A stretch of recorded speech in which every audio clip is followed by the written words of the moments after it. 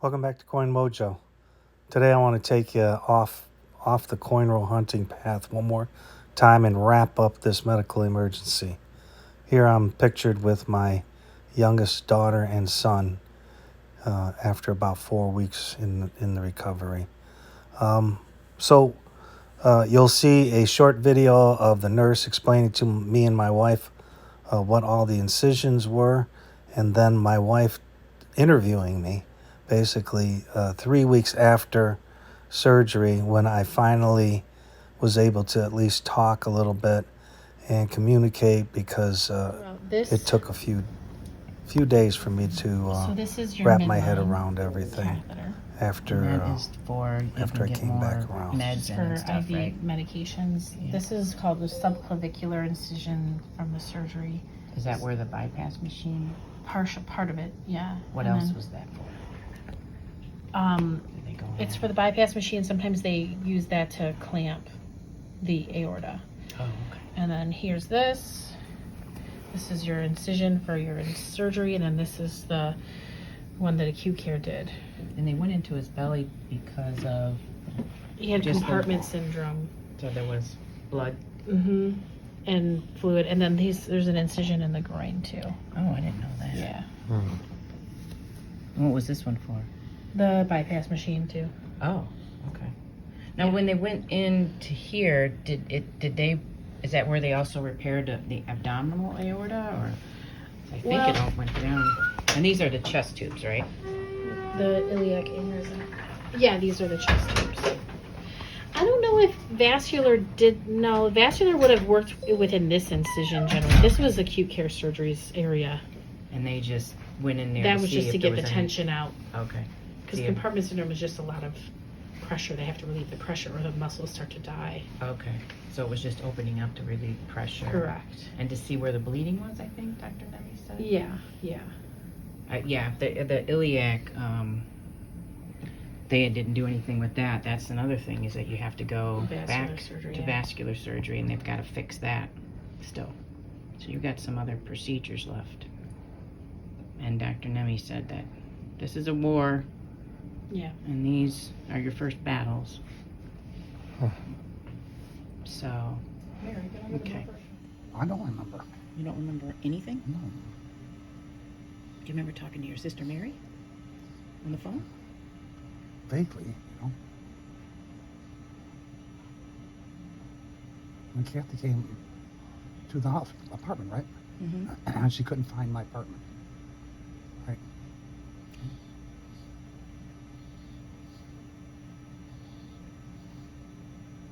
And then she took you in and they did a bunch of tests.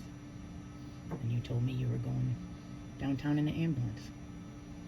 And I met you there. And miraculously, I got there about 20 minutes before you went into surgery.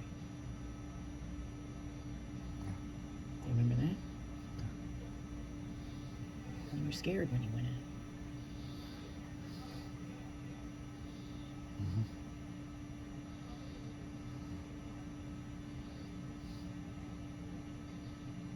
And there's nothing else that you remember from that except remember waking up at all? There was.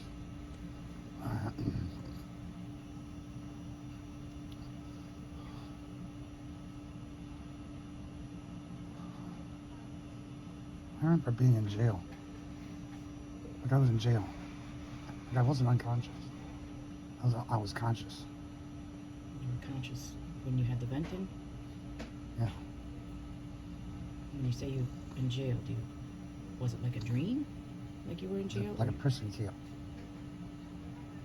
Or you were conscious of the fact that you were in the bed and you felt like a prison camp? Is that it? That you couldn't move? Could you hear us? Mm-hmm. Did you hear the music we played? And as part of that, I wasn't even sure why I was there. And why am I here? Why are you laying in this bed? Yeah. You can't move? Yeah.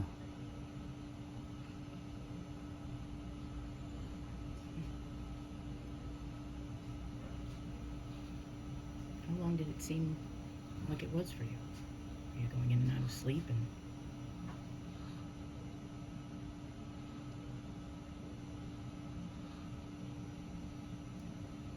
Well, it was more like I was in some kind of experiment. Right. In other words, you were paralyzed and people were doing things to you and there was nothing you could do about it. But you could hear us.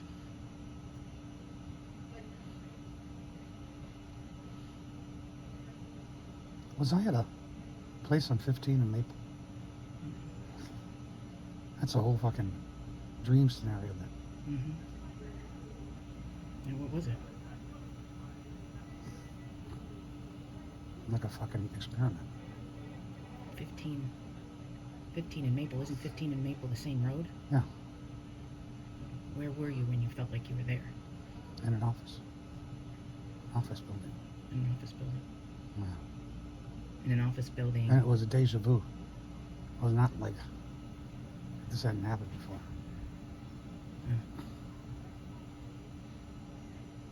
So when you were in this office building, was it that you were in a bed and you were paralyzed, and No, or were you walking around and just feeling trapped? What? no, it was like a monkey at a desk answering questions. There was a monkey at a desk. I was the monkey. You were the monkey. You were answering what questions? See the red button? Push the red button. What do you think that symbolizes?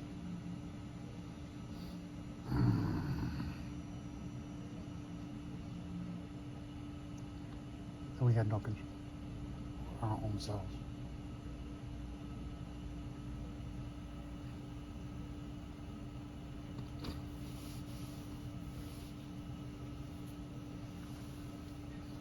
To draw a timeline. You want to draw a timeline?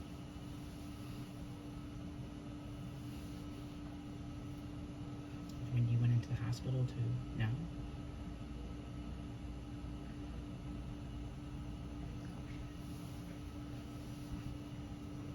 It doesn't surprise me that you were having dreams. You have dreams a lot. Deja vu. Deja vu when it comes to All being over again. 15, being at 15 in Maple. You're saying deja vu with this. Well, some of this seems like I've been here before too. But you haven't. Haven't I? Huh? Haven't I mean, you've been to Henry Ford Macomb, right? You've For had what? some. Well, you cut your finger, and you had chest pain.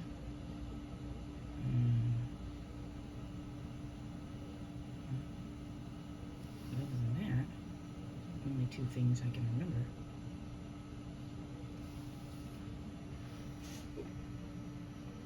What do you think? You think you've been here before for this same thing? Mm-hmm. You know what? It might make sense in the fact of deja vu that you experienced it in more of a dream state, because they would wake you up every day while you're on the vent, so that they could make sure that your fingers and toes would move, that you would look back and forth, so that your brain was still functioning. And I don't know if maybe you going into that, out of that so many times, you know, you only knew the room from the ceiling. That's all I could think of.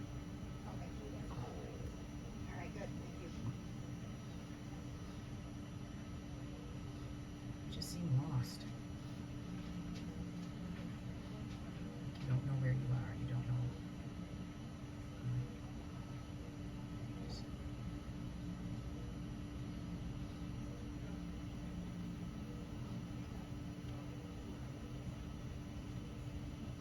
How would you describe it? A near-death situation that no one will let you die. And what? A near-death situation and no one will let you die. No one will let you die? Right. You're not going to die. We're not going to let you die. Mm-hmm. You're going to get through this. You're going to work really hard. You've gotten this far. You survived. You're a miracle. Okay.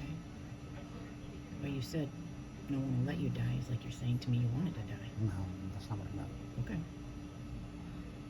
So are you saying this, people telling you that you're a miracle and that you've been through so much and that you're strong and that you can... Are you tired of hearing that? No, I'm inherently lazy. What? I'm inherently lazy. I mean, I have motivation, but my motivation is motivated by one thing. It's whatever I want to do. And if it goes beyond that, it's like it's no fun. If it becomes a job, then it's a job. It's a task. I suppose you want to see this as a step that gets you back into doing those things. You know? Yeah. If you don't do this, you're not going to coin roll hunt again. If you don't do That's this. scary. It's just close.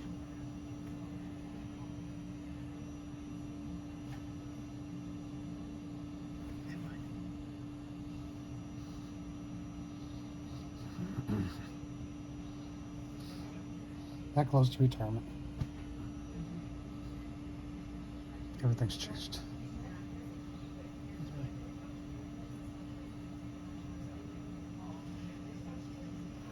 Is that a good thing or a bad thing? Not a bad thing.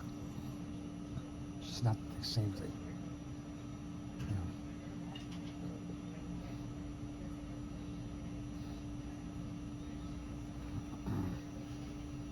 Because you can see now that, you know, the human body is fragile.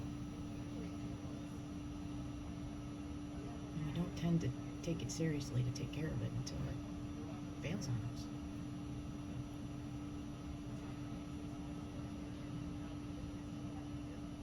We just have to make more effort to take care of it.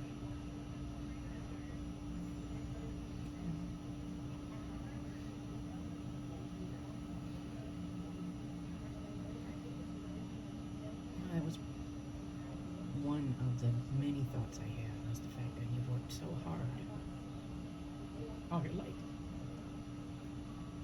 And if you didn't reach retirement, I just thought to myself, hey, you know, that you have to. You can't leave this planet without experiencing retirement. You just can't. And I told all your siblings that you're the hardest working man I've ever known in my life.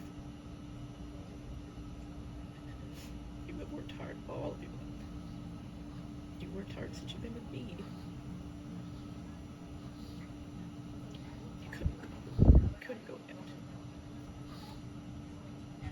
You have to be able to experience your life the way that you want to, fully.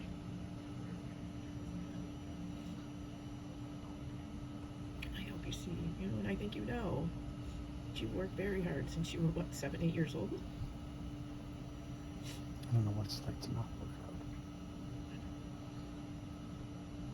So it's really not a big deal. It is. There's always that light at the end of the tunnel that you're, you know, trying to get to. Retirement? You know, that. But, you see it's within reach.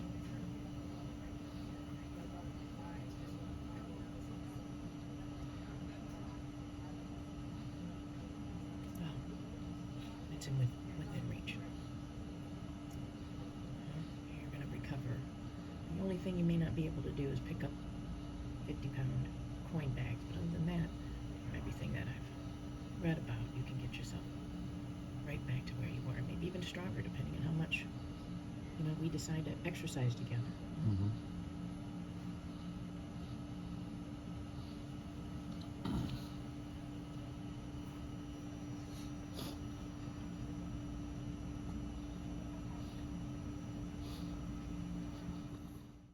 So that's it. My wife and I having a heart-to-heart talk about my prognosis for the future and where I've been, and it was some